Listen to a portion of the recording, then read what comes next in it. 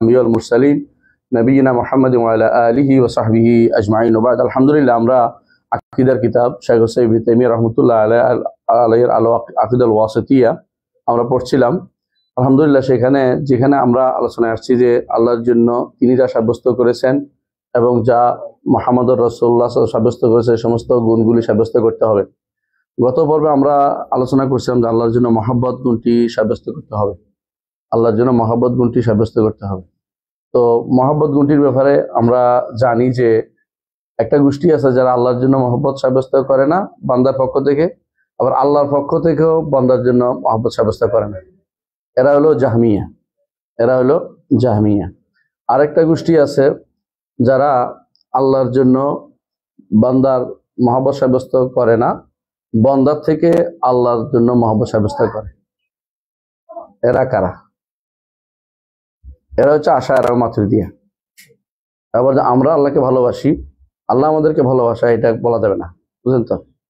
আরেকটা গোষ্ঠী আছে যারা সুফিরা, তারা ভালোবাসা মানে তারা মনে করে একেবারে প্রেম প্রীতির ভালোবাসার মতো। হ্যাঁ, ফানা ফিল্লাহ, যেটা আল্লাহর প্রতি ফানা হয়ে যাবে, আল্লাহ এসে বান্দার জন্য বেশি মহব্বতে এশক প্রেম প্রীতি শব্দ ব্যবহার করে। এগুলো আরো ভয়াবহ জায়গা। এটা তো দুই প্রান্তিকতা, এগুলো সবই প্রান্তিকতা। বিশুদ্ধ হচ্ছে কোনটা? যেটা আহলে সুন্নাত ওয়াল জামাতের আকীদা, সেটা হচ্ছে কি আল্লাহ তাআলাকে আমরা ভালোবাসি, আল্লাহ আমাদেরকে ভালোবাসেন, আমরা আল্লাহ তাআলাকে ভালোবাসি। আল্লাহ আমাদের ভালোবাসেন, ঈমানদারদের ভালোবাসেন তিনি বলেছেন, মুত্তাকিদের ভালোবাসেন তিনি বলেছেন, মুহসিনিন তিনি ভালোবাসেন বলেছেন। আলী রাদিয়াল্লাহু আনহুকে একজনকে ভালোবাসার কথা হাদিসে আসছে, ব্যক্তি আলীকেও ভালোবাসেন, তাই না? এটা আমরা সবটাই পড়েছি। একজন ব্যক্তিকেও ভালোবাসেন, আবার আমরা দেখতে পাচ্ছি যে একটা গোষ্ঠীকেও আল্লাহ তাআলা ভালোবাসেন। তো আল্লাহর ভালোবাসা ব্যক্তির জন্য হয়, গোষ্ঠীর জন্য হয়। আল্লাহ ভালোবাসা ব্যাপক জিনিস, আল্লাহ তাআলা ভালোবাসেন। আল্লাহ ভালোবাসার ধরন কি? আমাদের ভালোবাসার ধরন কি বর্ণনা করতে পারবেন? কার কি ভালোবাসার ধরন বর্ণনা করবে? এটা অন্তরের বিষয়। ধরন বর্ণনা করবে কি করে? আল্লাহটা তো বিল আওলা আমরা বর্ণনা করতে পারবো না। তো যেহেতু ভালোবাসা এমন যেটা বর্ণনা করার বিষয় না, সেহেতু এটা নিয়ে কাইফিয়ত বা ধরন নির্ধারণ নিয়ে টেনশন করার দরকার নেই। আমরা আল্লাহকে ভালোবাসি, আল্লাহ আমাদেরকে ভালোবাসেন। এবং আল্লাহ তাআলা এটাও বলেছেন যে কুল ইন কুনতুম তুহিব্বুনাল্লাহ ফাত্তাবিউনি ইউহিব্বুকুমুল্লাহ। আল্লাহকে ভালোবাসলে আল্লাহ তোমাদেরকে ভালোবাসেন। তো ভালোবাসা উভয় দিক থেকে হয়, এটাই বিশুদ্ধ কথা হচ্ছে ভালোবাসা উভয় দিক থেকে হবে।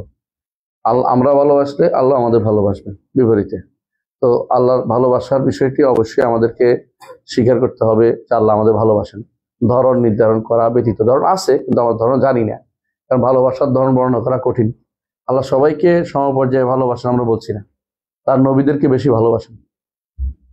আল্লাহ তাআলা তার নবীদেরকে বেশি ভালোবাসেন, আল্লাহ তাআলা রাসূলদেরকে বেশি ভালোবাসেন, আল্লাহ তাআলা সিদ্দিকদেরকে ভালোবাসেন, আল্লাহ তাআলা শহীদদের ভালোবাসেন।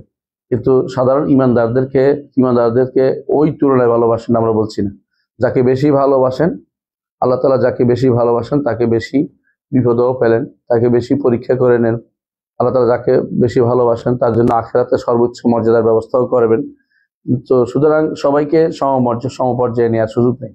আল্লাহর ভালোবাসার ক্ষেত্রেও কি আছে? তারতম্য আসে। বান্দার ভালোবাসার ক্ষেত্রে তারতম্য, চশমাটা বোধহয় রেখে আসে। তো বান্দার ভালোবাসার কি আছে? তারতম্য আছে। বান্দার ভালোবাসার পার্থক্য আছে একজন থেকে। সুতরাং আল্লাহর ভালোবাসার বিষয় এটা আমাদেরকে স্বীকার করতে হবে। এখন প্রশ্ন হচ্ছে যে আশারি মাতুরিদি বা মুতাজিলা বা জাহমিয়া, এরা তো আল্লাহর ভালোবাসা স্বীকার করে না। এরা কোনো আল্লাহর জন্য বান্দার ভালোবাসা বা বান্দার জন্য আল্লাহর ভালোবাসা কোনটাই স্বীকার করে না, তাই তো? তাহলে ওরা কোরআন হাদিসের আয়াতের কি জবাব দেয়? ওরা কি অস্বীকার করে? কথা কি বুঝতে পারছি কিনা? কোরআন তো স্পষ্ট বলা হয়েছে ইউহিব্বুকুমুল্লাহ, আল্লাহ তোমাদেরকে ভালোবাসবেন। ইন কুনতুম তুহিব্বুনাল্লাহ, আল্লাহকে যদি ভালোবাসো। ভালোবাসার কথা কোরআনে আছে, শুধু হাদিসে না। হাদিস হলে বলতে পারতো খবর ওয়াহিদ, কিন্তু কোরআন স্পষ্ট আছে যে আল্লাহকে বান্দারা ভালোবাসে, বান্দাকে আল্লাহ ভালোবাসেন। কোরআনে কারীমে স্পষ্ট আছে। তারা কি বুদ্ধি আবিষ্কার করছে? হ্যাঁ, এখানে মুতাজিলারা যেটা করে সেটা হচ্ছে আশা বা জাহমিয়ারা বলেন যে এটার অর্থ আল্লাহ তাআলা তিনি এই ভালোবাসার অর্থ হলো তিনি সওয়াব দেন। এক গোষ্ঠীর সওয়াব দেন বলে ফেললেন, বুঝছেন তো, যে আল্লাহর পক্ষ থেকে যে ভালোবাসা অর্থ হলো সওয়াব দেয়া। তো এখন যখন প্রশ্ন হচ্ছে সওয়াব দেয়া, সওয়াব কিন্তু হচ্ছে ফেল, কর্ম, সিফাত না। তাহলে সিফাত থেকে বদলে তারা কি নিয়ে আসলো? ফেলের দিকে, কর্মের দিকে নিয়ে আল্লাহ একটা সওয়াব দেন মানে প্রতিদান দেন, এটা বললেন। তো আরেক গোষ্ঠী বলে যে না, আল্লাহ তাআলা তিনি ইচ্ছা করেন, দয়ার ইচ্ছা করেন, এহসান ইচ্ছা করেন, এরাদাতুল এহসান, এরাদাতুল এহসান। তো এরাদা কেন করেন? তাদের কাছে মুরিদ আল্লাহ একটা গুণ আছে, এরাদা একটা গুণ আছে, ওইটার মধ্যে সবকিছু সাব্যস্ত করতে চায়, ওইটার ভিতরে দিয়া। এই জন্য দেখবেন কুদরত যেহেতু আল্লাহর একটা সিফাত ওরা সাব্যস্ত করে। এখন আল্লাহর হাত কি বলে? কুদরতি হাত, বুঝছেন তো, মানে এটার ভিতরে সব ঢুকাই ফেলতেছে, ওই ওই প্যাকেটের ভিতরে সব ঢুকাই ফেলবে। এখন আল্লাহ আলাদা কোনো সিফাত সাব্যস্ত করতে চায় না। এদের মধ্যে বেশিরভাগ মাতুরিদিয়ারা এই পথের অনুসরণ করে, বেশিরভাগ তাওয়িলের ক্ষেত্রে তারা সেরা, আশারীদের থেকেও বেশি। আশারীদের মধ্যে কেউ কেউ আল্লাহর সিফাত সাব্যস্ত করতো, জাতি সিফাত সাব্যস্ত করতো, ফেইলি সিফাতের মধ্যে কিছু কিছু সাব্যস্ত করতো। কিন্তু যখনই পরবর্তী আশারীরা মাতুরিদিয়াদের সাথে মিশছে, তখন তারা মোনাজারের মধ্যে ধীরে ধীরে মুতাজিলাদের মতো হয়ে গেছে। তারা আর এই সিফাতগুলো সিফাত সাব্যস্ত করে না, বরং 7টার ভিতরে নিজেদেরকে সীমাবদ্ধ করে ফেলছে। এই জন্য তাদেরকে সাবরিয়া বলা হয় বা 7 সিফাত অধিকারী বলা হয়। তো আমরা যেটা বলছি, আল্লাহ তাআলার জন্য সিফাত সাব্যস্ত করা আহলে সুন্নাত জামাতের মত। কিন্তু জাহমিয়ার মুতাজিলা বলে আল্লাহকে ভালোবাসাও যাবে না, আল্লাহ কাউকে ভালোবাসেন না, আল্লাহ কাউকে ভালোবাসেন না। তো তারা এটা দ্বারা কি, তাদের আল্লাহর পক্ষ থেকে এটা করে যে কি, ভালোবাসা অর্থ কি, আল্লাহর পক্ষ থেকে ভালোবাসাটা মুতাজিলারা আর জাহমিয়ারা পুরাই অস্বীকার করে। আর আশারি মাতুরিদিরা কি বলে? একদল বলে যে সওয়াব দেন, একদল বলে যে সওয়াবে এই পুরস্কার ইচ্ছা করেন, পুরস্কার ইচ্ছা করেন, এরাদার ভিতরে নিয়ে গেছে। কারণ সওয়াব দেন বললে শুধু সিফাত বাদ যায়, এই জন্য তারা এরাদার ভিতরে নিয়ে গেছেন। তো জাহমিয়ার মুতাজিলারা কি করে? এই জায়গায় তো বললাম না, বা জাহমিয়ারা কি করে? তারা এটাকে বলে যে আল্লাহ তাআলাকে ভালো, আল্লাহ তাআলা বান্দাকে ভালোবাসেন না, বুঝলেন তো। তো আমরা কি আল্লাহকে ভালোবাসি কিনা, এটা প্রশ্ন হচ্ছে। এটা তাদের নিকট আমরা আল্লাহকে যদি ভালোবাসি, তাহলে তো এর অর্থ হচ্ছে আমরা আল্লাহর ইবাদত করি। আমরা ভালোবাসা হচ্ছে আল্লাহর ইবাদত করা, অর্থাৎ এর অর্থ এই নয় যে আল্লাহর ভালোবাসা, সত্তাকে যখন ভালোবাসি আমরা, এমন কিছু না। আমরা আল্লাহর ভালোবাসি মানে আল্লাহ বেশি বেশি ইবাদত করি। এটা কার কথা? জাহমিয়া এবং মুতাজিলাদের কথা। আর উল্টা দিক থেকে আল্লাহ, আল্লাহ কি আমাদের ভালোবাসেন? না, আল্লাহ আমাদের ভালোবাসেন। তো কি করেন? আল্লাহ আমাদেরকে সওয়াব দেন। আর এরা এসে আশারি মাতুরিদি কি বলছে? আমরা আল্লাহকে ভালোবাসি, শুধু ইবাদত না, কিন্তু এটা ধরন জানি না। তো আল্লাহ আমাদেরকে ভালোবাসেন না, কি করেন? সওয়াব দেন, অথবা আমাদেরকে দয়া করার ইচ্ছা করেন, দয়া করার ইচ্ছা করেন। তো বোঝা গেল এই বিভ্রান্তি যে ছড়াইছে কেন? মূল কারণ হচ্ছে এটাই, যে আল্লাহর জন্য যখন আমি ভালোবাসা সাব্যস্ত করবো, ভালোবাসা কেন হয়? ভালোবাসা হয় অন্তর নরম হইলে। মানুষের অন্তর যখন নরম হয়, তখন কি হয়? ভালোবাসা আসে। আল্লাহর জন্য তো এরকম কিছু সাব্যস্ত করা যাচ্ছে না, এই জন্য তাড়াতাড়ি ভালোবাসা বন্ধ করে দিয়েছে, বুঝছেন তো। আর আরেকটা জিনিস হচ্ছে, ভালোবাসা হয় সমপর্যায়ে, সমপর্যায়ে, সৃষ্টি। হ্যাঁ, কারণ আমরা তো সব মাখলুক, আল্লাহ হলেন খালেক, আল্লাহ হচ্ছে কাদিম, আমরা হচ্ছি হাদেস, তাদের নিকট আর কি। তো বলে যে এটা এই উপরে নিচে ভালোবাসা হতে পারে না। মানে যিনি উপরে তো সাব্যস্ত করেন, আমি বোঝানোর জন্য বলতেছি আর কি, যিনি খালেক আর মাখলুকের মধ্যে এই ভালোবাসার কোনো অর্থ হয় না, এই ভালোবাসার অর্থ হয় না, মানে তাদের নিকট নাউজুবিল্লাহ। এইটা হচ্ছে তাদের এই ভালোবাসা অস্বীকার করার কারণ, এই ভালোবাসা অস্বীকারের মূল কারণ হচ্ছে এটা। কিন্তু আমরা বলি যে আল্লাহ তাআলা অবশ্যই বান্দাকে ভালোবাসেন, যারা বলেছেন সবাইকে না, যারা ঈমানদার তাদেরকে ভালোবাসেন, মুত্তাকি তাদেরকে ভালোবাসেন, মুহসিন তাদেরকে ভালোবাসেন। আল্লাহ তাআলা কোরআনে কারীমে কাদেরকে ভালোবাসেন এটা কিন্তু বারবার বলেছেন। আমরা ওইদিন বলেছিলাম আপনাদেরকে, তাই না? একবার বলেছেন কি, ইউহিব্বুল তাওয়াবিন, ইউহিব্বুল মুতাতাহিরিন, ইউহিব্বুল মুত্তাকিন, ইউহিব্বুল মুহসিনিন, ইউহিব্বুস সাবিরিন, ইউহিব্বুল মুতাওয়াক্কিলিন, ইউহিব্বুল মুকসিতিন, ইউহিব্বুল আল্লাযিনা ইউকাতিলুনা ফি সাবিলিল্লাহি সাফান কান্নাহুম বুনিয়ানুম মারসুস। আল্লাহ তাআলা তো ভালোবাসেন, বোঝা গেল, সাব্যস্ত, স্পষ্ট, অস্বীকার করার কোনো সুযোগ নাই। আলহামদুলিল্লাহ, এটা হচ্ছে আমাদের নীতি। তো আমরা আরো 2টা আয়াত পড়বো, এরপরে আমাদের এই এটা শেষ হবে, ভালোবাসা অধ্যায়টা শেষ হবে ইনশাআল্লাহ। 3টা আয়াত পড়বো, এরপরে আমরা নতুন অধ্যায়ে যাবো, রহমত অধ্যায়ে যাবো। তো ইবনে তাইমিয়া রাহমাতুল্লাহ আলাইহি ভালোবাসা সাব্যস্ত করার জন্য আরেকটা আয়াত আনেছেন। সেটা কি? কে পড়বেন? কাউলুহু তাআলা, কে পড়বেন? কাউলুহু তাআলা মান ইয়ারতাদ্দা মিনকুম হুম,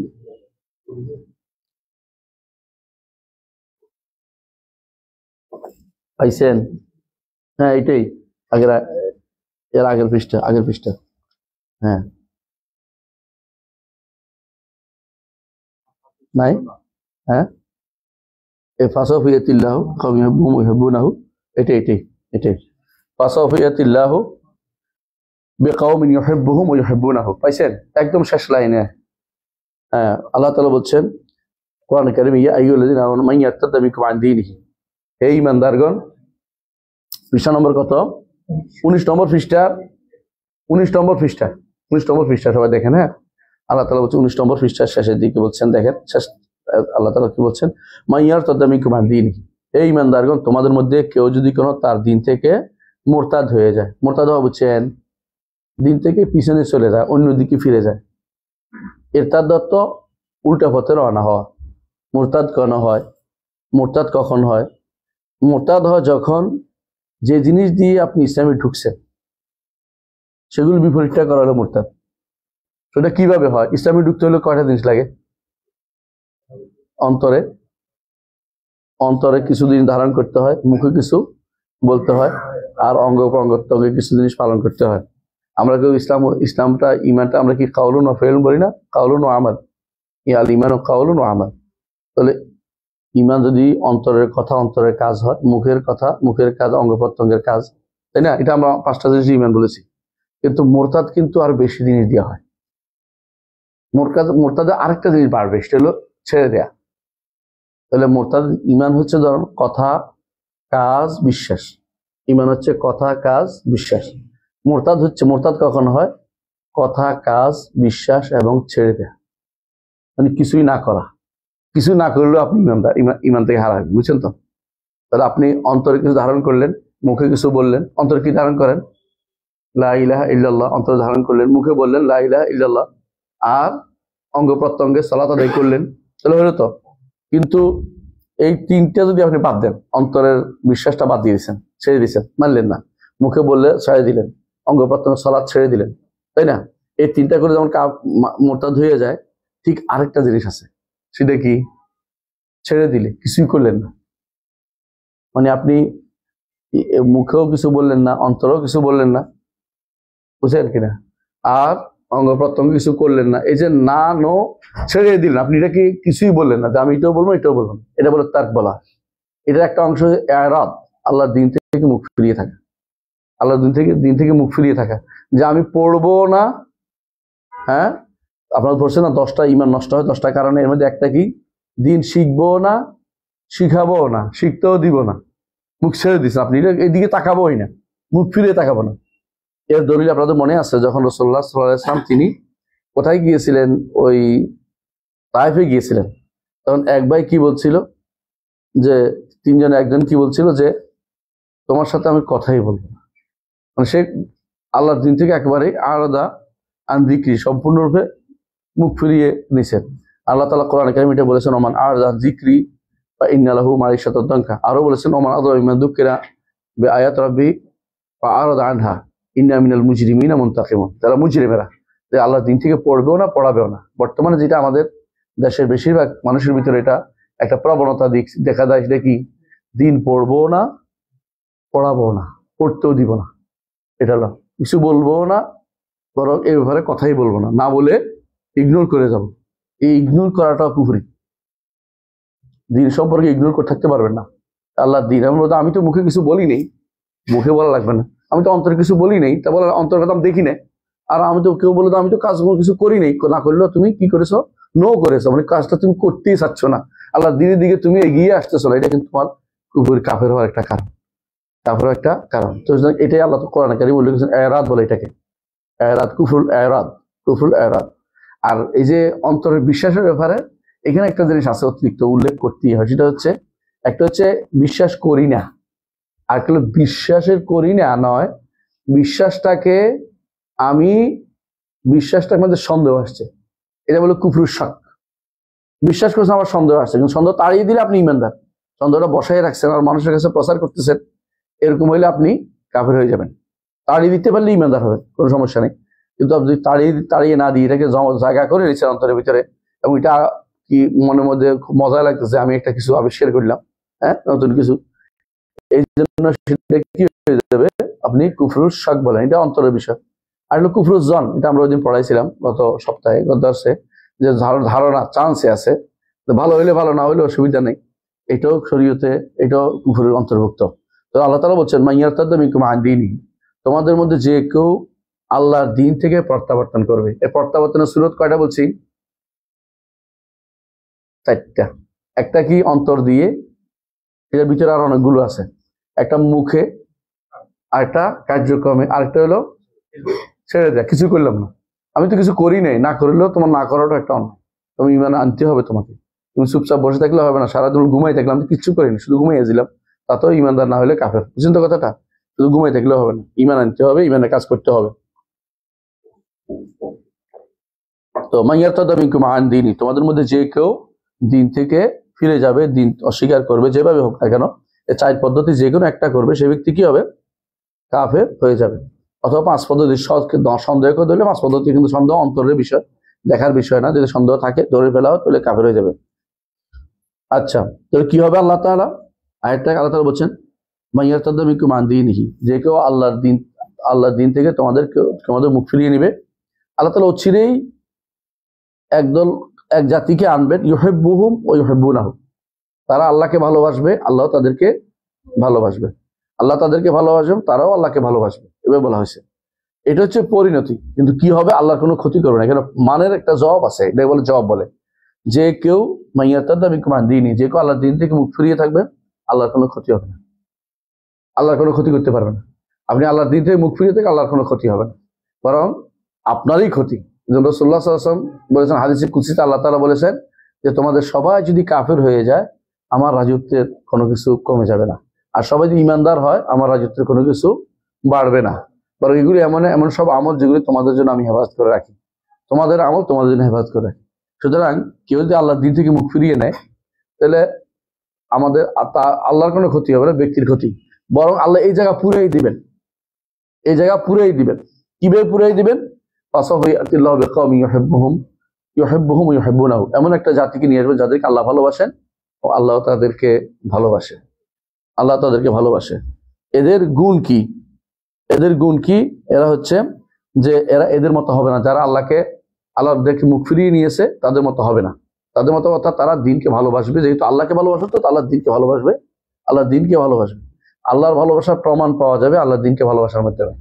আল্লাহর দিনকে ভালোবাসে, এরা কাউকে কোনো কিছু তোয়াক্কা করে না, কারো কোনো কথা তোয়াক্কা করে না, প্রমাণিত হবে এটা। আল্লাহ তাআলা সূরা মুহাম্মদ 38 নম্বর আয়াত একই কথা বলেছেন। কি বলেছেন? ওয়া ইন তাতাওয়াল্লাউ ইয়াস্তাবদিল কওমান গায়রাকুম সুম্মা লা ইয়াকুনু আমসালাকুম। ওয়া ইন তাতাওয়াল্লাউ, যদি তোমরা মুখ ফিরিয়ে নাও আল্লাহর দিন থেকে, ইয়াস্তাবদিল কওমান গায়রাকুম, তোমাদের ভিতরে অন্য কাউকে আল্লাহ সেই জায়গায় বসিয়ে দিবেন, সুম্মা লা ইয়াকুনু আমসালাকুম, তোমাদের মতো হবে না। মক্কাবাসীরা মুখ ফিরিয়ে নিয়েছে, মদিনাবাসীরা মুখ তুলে তাকিয়েছে। বুঝছেন তো? একদিকে স্পেনবাসীরা দিন থেকে মুখ ফিরিয়ে নিয়েছে, আরেকদিকে আল্লাহ তাআলা ইউরোপের একটা গোষ্ঠীকে দিনের দিকে ফিরিয়ে দিয়েছেন। এইভাবে কেউ যদি কোনো মুখ ফিরিয়ে নেয়, নিজেরই ক্ষতি করে, আল্লাহর দিনের কোনো ক্ষতি করতে আল্লাহ তাআলা এর পরিবর্তে অন্য কাউকে সেখানে নিয়ে আসবেন। কেউ যেন এটা চিন্তা না করে যে আমি না থাকলে বোধহয় আল্লাহর দিন শেষ হয়ে যাবে, এটা না। আল্লাহ আমাকে দিয়ে আল্লাহ তাআলা আল্লাহর দিনের কাজ করাচ্ছে, এটা হচ্ছে আমার সৌভাগ্যের বিষয়। আল্লাহ আমার দিয়ে এই কাজটা করতে পারছেন, আমার সৌভাগ্য আমার দিয়ে করছেন। আমি এটা যেন আল্লাহর শুকরিয়া আদায় করি, এটা মনে না করি যে আমি আল্লাহর দিনের বড় কোনো উপকার করে ফেলছি। এই জন্য রাসূলুল্লাহ সাল্লাল্লাহু আলাইহি ওয়াসাল্লাম, তিনি তার কাছে বেদুইনরা এসে বলতো, ক্বালাতিল আরাবু আমান্না, আমরা ঈমান আনলাম, আমরা ঈমান আনছি। আল্লাহ তাআলা বললেন যে ওয়ালাকিন কুলু আসলামনা, তোমরা বলো যে ইসলাম গ্রহণ করছি। ওয়ালাম্মা ইয়াদখুল ঈমানু ফি কুলুবিকুম, তোমাদের অন্তরে এখন ইসলাম প্রবেশ করে নাই, তোমাদের অন্তরে ঈমান এখনো প্রবেশ করে নাই। ঈমান তো আরো ইসলামের পরে, ইসলামের পরে আর একটু বেশি দাম ঈমান। তো এটা পুরোপূর্ণভাবে তোমাদের ঈমান ঢুকে নেই, প্রাথমিক ঈমান ঢুকছে, এতটুকুর মধ্যে তোমরা এখন মুসলিম হয়েছে। এরপর আল্লাহ তাআলা বলছেন ইয়ামুন্নুনা আলাইকা আন আসলাম, তারা আপনার কাছে এসে দয়া দেখায় যে ইসলাম গ্রহণ করছি, আমি ইসলাম গ্রহণ করছি, মানে দয়া দেখাচ্ছে। বেদুইনরা তো বুঝে না, এই জন্য আল্লাহ তাআলা কি বললেন? কুল্লা তামুন্নু আলাই ইসলামাকুম, ইসলাম দিয়ে আমরা দয়া দেখাইও না, সরাসরি বলতেছেন। আমার তোমাদের ইসলাম দিয়ে আমার উপর দয়া দেখাইও না। বালিল্লাহু ইয়ামুন্নু আলাইকুম আন হাদাকুমুল ঈমান, আল্লাহ তোমাদের উপর দয়া দেখান যে তিনি তোমাদের উপর হেদায়েত দিয়েছেন ইসলামের প্রতি। বুঝছেন তো? আল্লাহ আপনি এখানে আসতে পারছেন, এটা আল্লাহর শুকরিয়া, আল্লাহ তাআলা আপনাকে আনছে। আপনি আসতে পারেন নাই, আমার তো এটা আপনার দুর্ভাগ্যের বিষয়।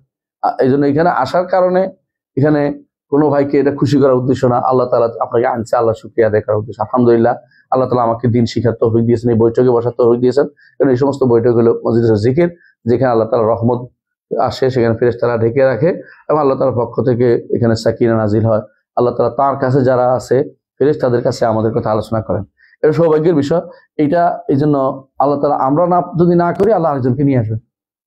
আমরা যদি যেহেতু করবো, আমাদের জন্য আমরা করবো, আমাদের উপকারার্থে আমরা করবো। এটি আল্লাহ তাআলা বলছেন যে তোমাদের কেউ যদি আল্লাহ দিন থেকে মুখ ফিরিয়ে নেয়, আল্লাহ এমন একটা জাতিকে নিয়ে আসবেন যাদেরকে আল্লাহ ভালোবাসবেন, তারাও আল্লাহকে ভালোবাসবে। কি করবে তারা? তাদের একটা গুণ হচ্ছে আদিল্লাতিন আলাল মুমিনিন, তারা ঈমানদারদের প্রতি অত্যন্ত নরম। ঈমানদার দেখলে তাদের অন্তর কি হয়? নরম হয়ে যায়, যে আমাদের ভাই, প্রিয় ভাই। কঠোরতা তাদের উপর আরোপ করে না, ঈমানদারদের প্রতি অত্যন্ত দয়া। আতা ইবনে আবি রাবাহ বলেন, এর অর্থ হচ্ছে ঈমানদারদের জন্য তারা পিতার মতো, পুত্রের মতো। পিতা পুত্র যেমন ভালো সম্পর্ক রাখে, সেরকম ঈমানদারদের জন্য তারা একজন বন্ধুর মতো যেরকম আচরণ তারা করে। আর তারা কাফেরদের জন্য আচরণ করে যেমন সিংহ তার শিকার ধরতে যায়, এরকম তারা আচরণ করবে। এটা ঈমানদারদের পরিচয়। এটা আমাদের কথা না। আতা ইবনে আবি রাবাহ রাহিমাহুল্লাহ এই তাফসীর করেছেন এই আয়াতের, যে আদিল্লাতিন আল মুমিনিন। আদিল্লা অর্থ এখানে হচ্ছে নরম হওয়া। আদিল্লা অর্থ নরম হওয়া। আবার আদিল্লা জিল্লত বলতে কি বুঝি আমরা? অপমান বুঝি। জিল্লতি জিন্দেগি কয় না মানুষে, অপমান। কিন্তু এখানে অপমান অর্থে নয়, এখানে হচ্ছে কি? এখানে হচ্ছে নরম হওয়া। এর বিপরীতে আইজ্জাতিন আল কাফিরিন, কাফেরদের উপরে তারা আহলে গিলজা বা কঠোর, তারা কাফেরদের উপর কঠোর। এটা ঈমানদারদের গুণ। ঈমানদারদের গুণ কঠোর হওয়া। ঈমানদারদের গুণ এটা নয় যে কাফেরদের সাথে মাখামাখি করা। কথা বুঝছেন কিনা? কাফেরদেরকে বিভিন্নভাবে প্রশংসা করে বেড়ানো, কাফেরদেরকে তাদের ওখানে যাইয়া বড় বড় কথা ঢালা। এমনকি দুর্ভাগ্যবশত কেউ কেউ হিন্দুদের কাফের বলতে নারাজ। আশ্চর্য হয়েছি আমি, এটা ঈমানদারের মুখ থেকে কেমনে বের হয়? হিন্দুরা কাফের না? হিন্দুরাও কাফের, বৌদ্ধরাও কাফের, এমনকি ইহুদি নাসারাও কাফের। এর প্রমাণ হচ্ছে আল্লাহ তাআলা কোরআন কারীমে বলেছেন, আমি ইয়াকুনিল্লাযিনা কাফারু মিন আহলিল কিতাবি ওয়াল মুশরিকিনা মুনফাক্কিনা হাত্তা তা'তিয়াহুমুল বায়্যিনা। লাম ইয়াকুনিল্লাযিনা কাফারু, যারা কাফের এরা কখনো ঈমানদারদের সাথে কোনো শত্রুতা বন্ধ করবে না। হ্যাঁ, তাদের থেকে বিরোধিতা বন্ধ করবে না। কাফের কারা? আল্লাহ বলছে লাম ইয়াকুনিল্লাযিনা কাফারু মিন আহলিল কিতাবি মিন আহলিল কিতাবি ওয়াল মুশরিকিন। আহলে কিতাবরাও কাফের, মুশরিকরাও কাফের। শিরিক করে তো ওরাও কাফের, যারা আহলে কিতাব তারাও কাফের। আল্লাহ তাআলা যেটাকে কাফের বলছে, আপনি যদি বলেন যে না সবাইকে কাফের বলা যাবে না, আপনি হয় না বুঝে বলছেন, আপনার জ্ঞান অর্জন করা দরকার। আর যে বুঝে শুনে বলেন, আপনার ঈমান হারা হয়ে গেছে, আল্লাহ বিরুদ্ধে কথাবার্তা বলছেন। দুটো একটা। আমরা সর্বোচ্চ ভালো ধারণা হচ্ছে এটা যে আপনি একজন জাহেল মানুষ। জাহেল মানুষের মাইক নিয়ে আলোচনা করা উচিত না, তার দার্সে শিখা বলা উচিত। আর যদি কোনো ইচ্ছে কঠিন ধারণা পোষণ করতে যে আপনি ঈমানে থাকে না, আমরা অন্তত খারাপ ভালো ধারণা পোষণ করছি যে আপনি এক জাহেল মানুষ। জাহেল ঈমানদার হতে পারে না। কথা বলছেন কিনা? ঈমান সবার আগে শিখতে হবে। আমাদের দুর্ভাগ্যবশত আমরা ঈমানকে সবার পরে শিখতেছি, নাউযুবিল্লাহ। ঈমান শিখি পরে, আগে আমরা সব শিখি, নামাজ হজ জায়গা শিখছি। যদি ঈমান না থাকলে নামাজ হজের কাজে লাগবে না, কোনো কাজে লাগবে না। এই যে কাফেরদের উপর কঠোর হওয়া আর ঈমানদারদের প্রতি নরম হওয়া, এটা রাসূলুল্লাহ সাল্লাল্লাহু আলাইহি ওয়াসাল্লামের সিফাত। আমাদের নবী মুহাম্মদ রাসূলুল্লাহ সাল্লাল্লাহু আলাইহি ওয়াসাল্লামের সিফাত ছিল। আল্লাহ তাআলা কোরআনে কারীমে উল্লেখ করেছেন, মুহাম্মদুর রাসূলুল্লাহ ওয়াল্লাযিনা মাআহু আশিদ্দাউ আল কুফার রুহামাউ বাইনাহুম। আশিদ্দাউ আল কুফার রুহামাউ বাইনাহুম, কাফেরদের উপর কঠোর আর নিজেদের মধ্যে কি? দয়াদ্র। এই কথাটা শুধুমাত্র রাসূলুল্লাহ সাল্লাল্লাহু আলাইহি ওয়াসাল্লামের যে এটা এই আমাদের কোরআনে আসছে তা নয়।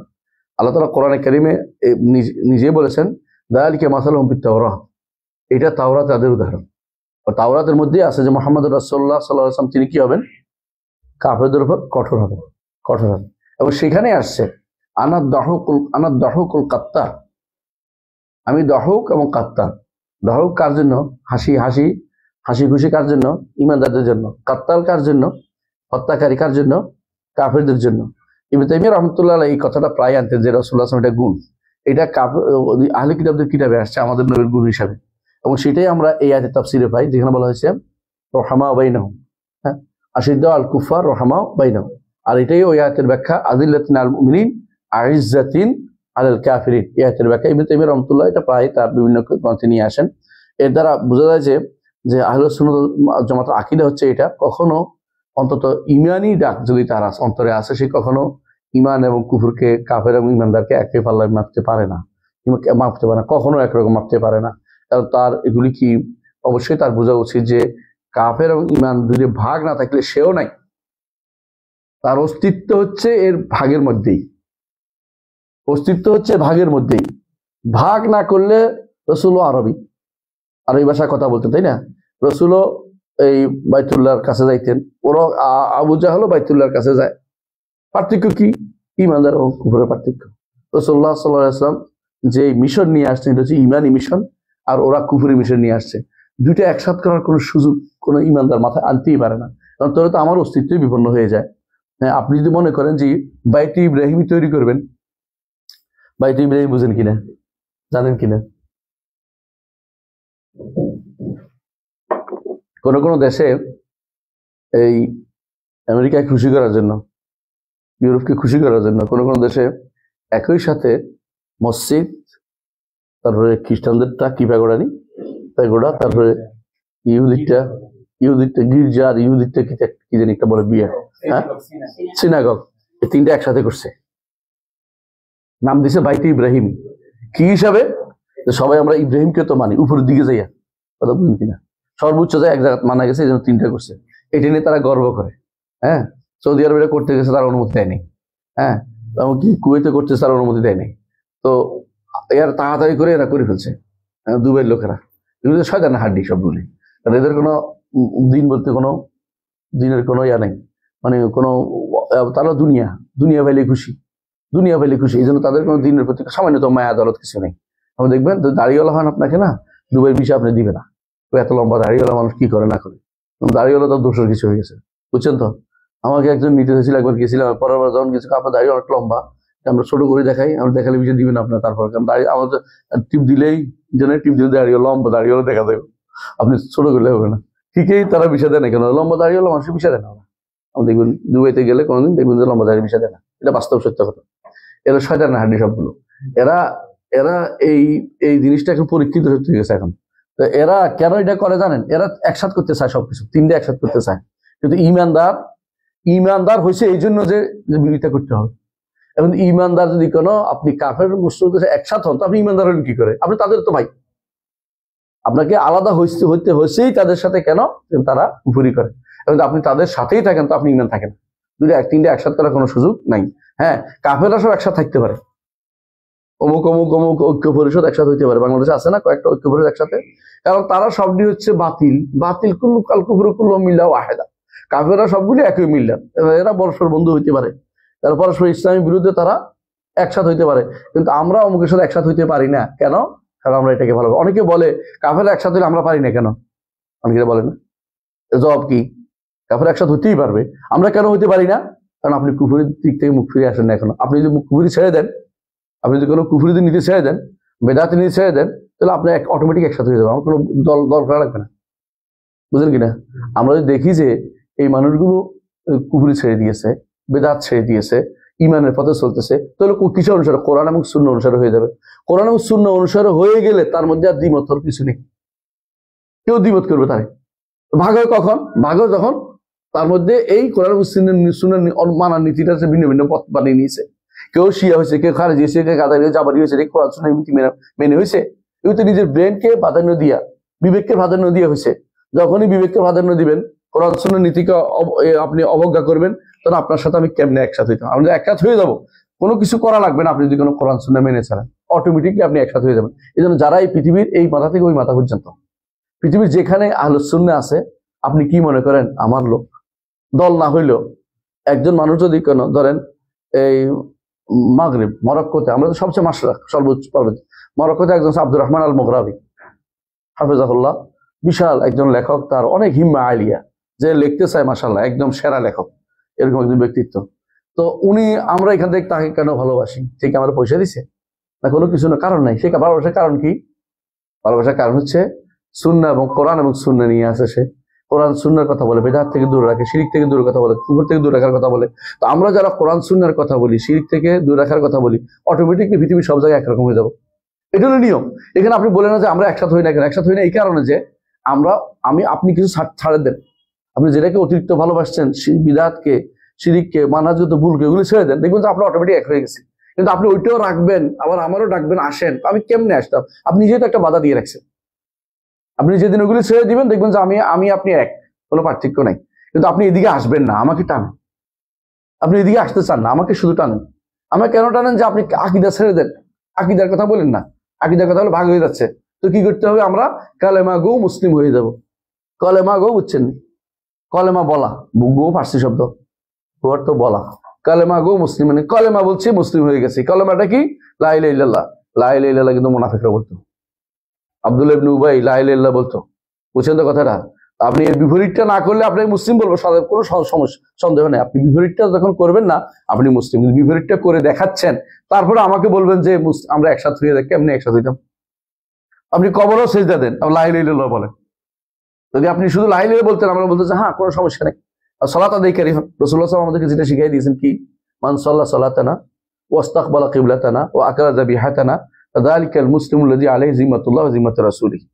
রাসূলুল্লাহ সাল্লাল্লাহু আলাইহি ওয়াসাল্লাম আমাদেরকে যেটা শিখিয়ে, মুসলিমকে যার জিম্মাদারি থাকে মানুষের উপর, ভাইয়ের উপরে, যে ব্যক্তি মান সাল্লা সালাতানা, আমাদের সালাত আদায় করে, আমাদের মতো করে সালাত পড়ে, তাই না? পূর্ব দিকে পড়ে না। বাহাইরা কোন দিকে পড়ে? বাহাইরা কোন দিকে সালাত? পূর্ব দিকে পড়ে। বাহাইরা সাইপ্রাস দিকে সালাত আদায় করে। একটা গোষ্ঠী বাদ গেল, বুঝলেন তো? মানুষ সালাত ওয়াস্তাকবালা কিবলাতানা, আমাদের কিবলা দিকে ফিরে সালাত আদায় করে, তাই না? আমরা মানুষ আমাদের মতো করে সালাত আদায় করে না। একটা গোষ্ঠী আছে এখন, তারা কতক্ষণ বসে থেকে কি বলে, সালাত হয়ে গেছে, সঙ্গে স্থাপন করে, তারা সুন্নাহ মোতাবেক সালাত আদায় করে না। একটা গোষ্ঠী গেল। আবার ওয়াস্তাকবালা আকালা যাবিহাতানা, আমাদের জবি তাওয়া খায়। এই তিনটা হলে আমরা স্বাভাবিকভাবে মুসলিম বলি। কিন্তু বিপরীতটা যখন প্রমাণিত হবে, তখন আপনি মুসলিম থাকতে পারছেন না। স্বাভাবিকভাবে আপনি তিনটা করলেন, সালাত আদায় করছেন, এবং আপনি আমাদের মতো সালাত আদায় করছেন, আমাদের কিবলা দিকে ফিরছেন, আমাদের খাইছেন, স্বাভাবিকভাবে আপনাকে মুসলিম বলতে হবে, কারণ আপনি বিপরীতটা দেখিনি। না দেখে তার পিছনে আপনার পিছনে আমি সালাত আদায় করতে রাজি আছি, কোনো সমস্যা নেই। কিন্তু যখন আপনি শিরিক করতে থাকবেন, বেদাত করতে থাকবেন, আপনি এমন এমন শব্দ, এমন এমন জিনিস নিয়ে আসেন যে আমার কোরআন সুন্নাহর সম্পূর্ণ বিরোধী, এরপর আমারও বলবেন যে আপনারা ভাই বলতে কিভাবে বলতাম, আমরা একসাথে কেমন হইতাম? একসাথে হইতে রাজি আছি, কিন্তু আপনি ওইটা ছেড়ে দেন না। আপনি ওইটা ছাড়বেন না, আপনি আমাকে টানতেছেন। আমি আপনাকে টানা যাইতে পারতেছি না, আপনি বাধা তো ওখানেই। লিখে রাখেন, পরপর উত্তর দিবেন ইনশাআল্লাহ। তো এটাই হলো নিয়ম। আপনার সাথে আমি যেতে চাই, কিন্তু আপনি যেতে পারছি না কেন? আপনি আমাকে ওই জায়গায় যাওয়ার পথে বাধা সৃষ্টি করে রাখছেন। এটা হলো নিয়ম। আচ্ছা, তাহলে আমরা বুঝাতে পারছি এটাই যে এরা কি করে, ইমানদাররা পরস্পরের মধ্যে কি বন্ধু, কাফেরদের উপর তারা কি কঠোর। কাফেরদের সাথে মিলেমিশে যাওয়া ইমানদার কোনো নীতি হইতে পারে না। ইমানদার যত বেশি মিলেমিশে যাবে, তত ইমানদার উপরে আল্লাহর গজব নাজিল হবে। কারণ ইমানদার কখনো কাফের একসাথে হইতে পারে না। ইমানদার কুফর এবং ইমান একসাথে করলে সেখানে আর কোনোদিন ইমানদারের কোনো অস্তিত্ব থাকে না, কুফুর অস্তিত্ব জয় জয়কার হয়ে যায়। আমরা কুফুরের সাথে কখনো এখানে সামান্যতম ছাড়, দিনের ব্যাপারে ছাড় দিতে পারবো না। দুনিয়ার ব্যাপারে আপনাকে বাধ্যতামূলক হইলে, বাধ্য হলে ছাড়বেন, বাধ্য হলে কথা বলবেন, বাধ্য হলে অনেক কিছুই করবেন, কিন্তু দিনের ব্যাপারে কোনো ছাড় আপনার চলবে না। এটা ইমানদার অবশ্যই কঠিনভাবে এটা বুঝবে। কেমন? এরপর এই জন্য এরপরে বলা হয়েছে, কি বলছেন যে ইউজাহিদুনা ফিল্লাহ, এরা শুধু এটাই নয় যে ইমানদারদের উপরে নরম, কাফেরদের উপরে কঠোর, আরেকটা হচ্ছে ইউজাহিদুনা ফি সাবিলিল্লাহ, আল্লাহর রাস্তায় জিহাদ করে। আল্লাহর রাস্তায় জিহাদ কি আমার বিরুদ্ধে করবে? এখন তো আমার বিরুদ্ধেও করে, কথা বুঝাতে চাচ্ছি আর কি। মানে ইমানদারের বিরুদ্ধে জিহাদ করে। সুযোগ পেলে আমি দেখলাম মাশায়েখদের বিরুদ্ধে এক একজন লেগে আছে। কেউ শেখ রাবির বিরুদ্ধে লেগে আছে, কেউ আলবানির বিরুদ্ধে লেগে আছে, কেউ রিমিকার বলে, কেউ অমুকের বিরুদ্ধে লেগে আছে, অমুক। এটা কি জিহাদের নাম? এটা কিসের জিহাদ? আপনি জিহাদ করবেন কার বিরুদ্ধে? ফি সাবিলিল্লাহ, আল্লাহর পথে। ফিল্লাহ ওয়া জাহিদু ফিল্লাহ, আল্লাহর জন্য জিহাদ করবেন।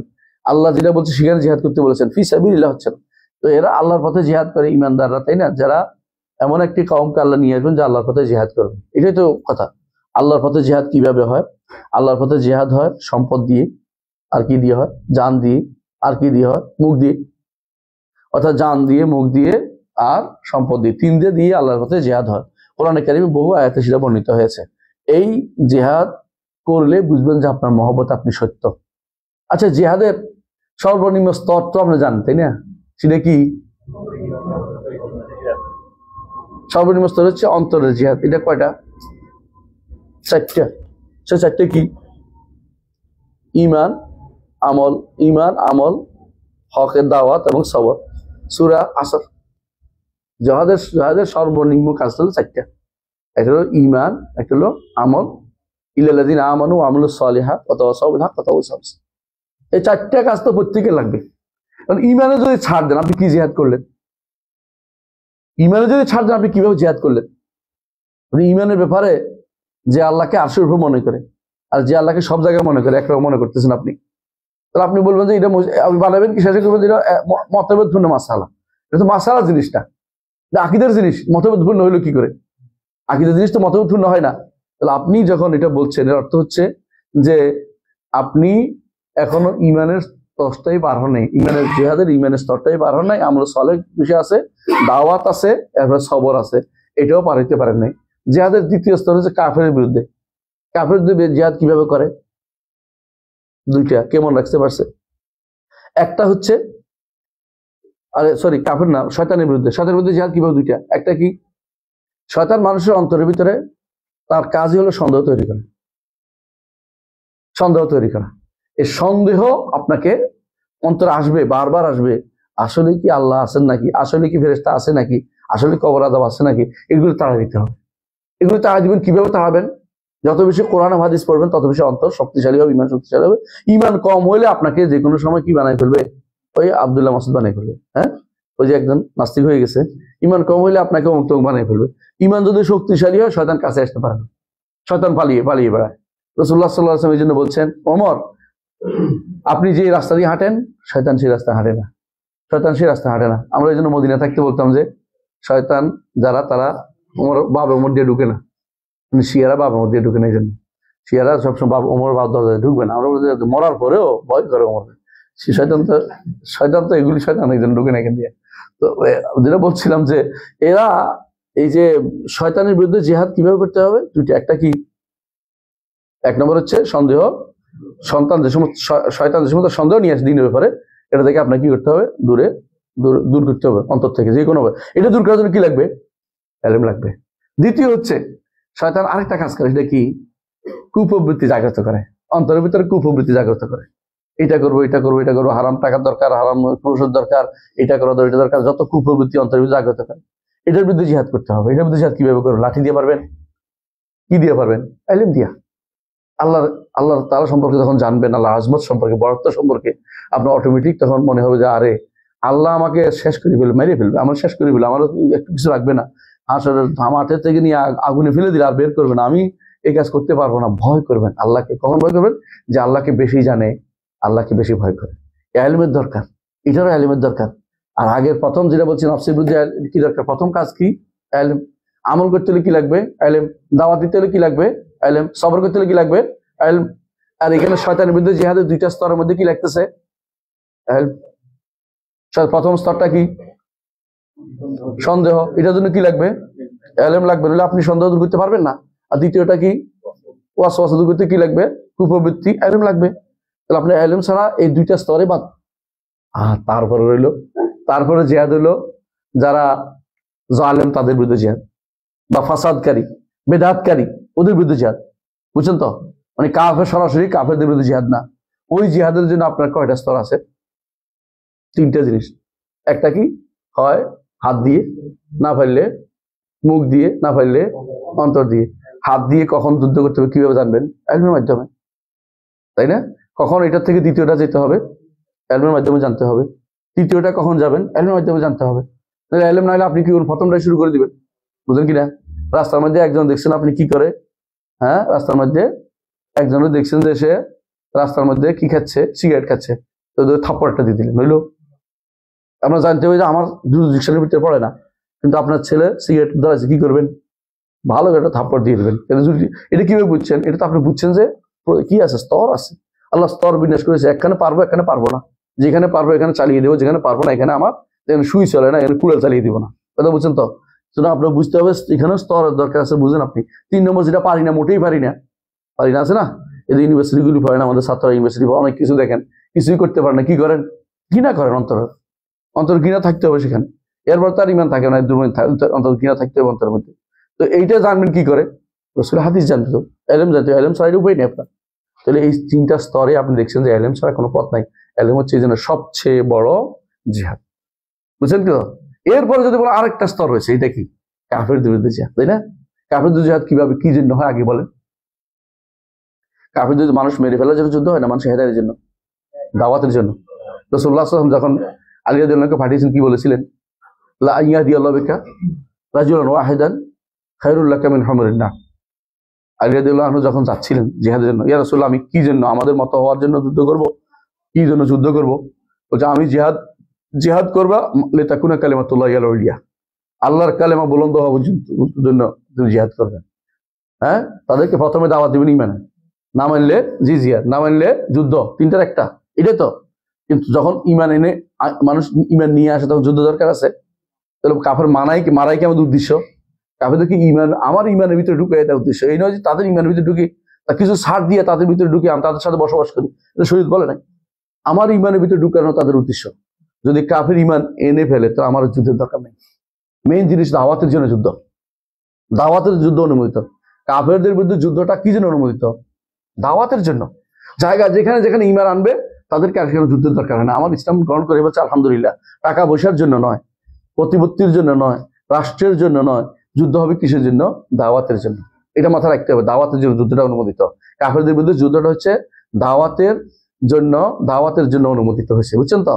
লিতাকুনা কালিমাতুল্লাহি আল উলিয়া, আল্লাহর কালিমা যেন উপরে থাকে। আল্লাহর কালিমা কোনটা?